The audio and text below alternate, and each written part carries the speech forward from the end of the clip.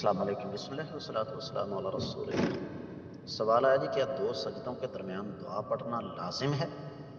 اگر نہ پڑھیں تو کیا نماز نہیں ہوگی؟ میرا اس حوالے سے جواب ذرا تھوڑا سا سخت ہے کہ اللہ کے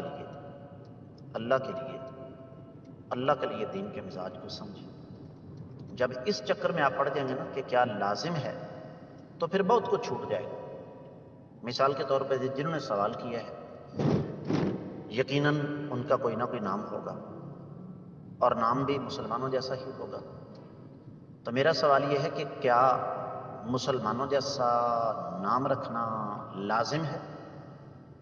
اگر آپ مرد ہیں تو آپ کا نام اگر ستو رام رکھ دیا جائے، یا راجیش کمار رکھ دیا جائے، یا سنیل جوشی رکھ دیا جائے، یا مائیکل روشن رکھ دیا جائے، یا آپ کا نام ڈیوڈ مارٹن رکھ دیا جائے، تو اس سے کون سا اسلام کا ستون گر جائے گا؟ کچھ بھی نہیں ہوگا۔ لیکن آپ کبھی بھی یہ برداشت نہیں کریں گے۔ تو پہلا سوال میرا یہ ہے کہ کیا مسلمانوں جیسا نام رکھنا لازم ہے؟ اسی طریقے سے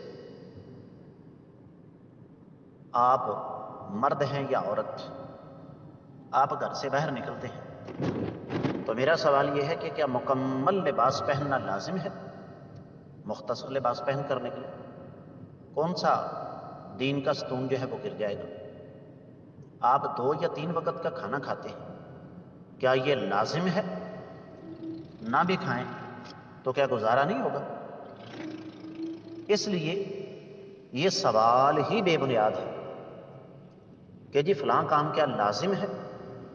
یعنی کیسی عجیب و غریب بات ہے کہ جب اللہ تعالیٰ کی عبادت کی باری آئے تو اس وقت ہم لازم اور غیر لازم کے چکر میں پڑ جائیں، اور جب ہمیں روزمرہ کے اپنی ضروریات یا اپنی عیاشیوں کی باری آئے تو وہاں پر ضروری غیر ضروری نہیں، وہاں پر لوگ کیا کرتے ہیں، لوگ کیا کہیں گے، لوگ کیا سمجھیں گے۔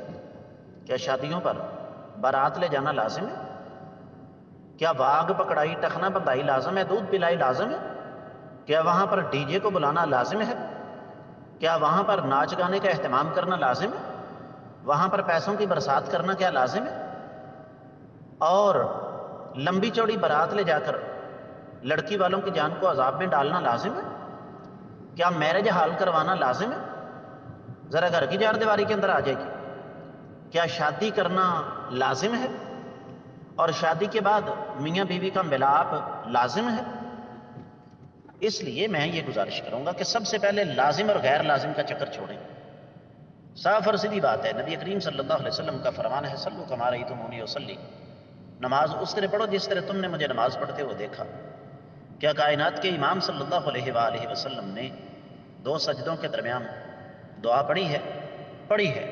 اس سے آگے ایک لفظ نہیں۔ وما کان لمؤمن ولا مؤمنۃ اذا قضى الله ورسوله امرا ان يكون لهم الخيرة من امرهم، یہ سورۃ الاحزاب کے الفاظ ہیں۔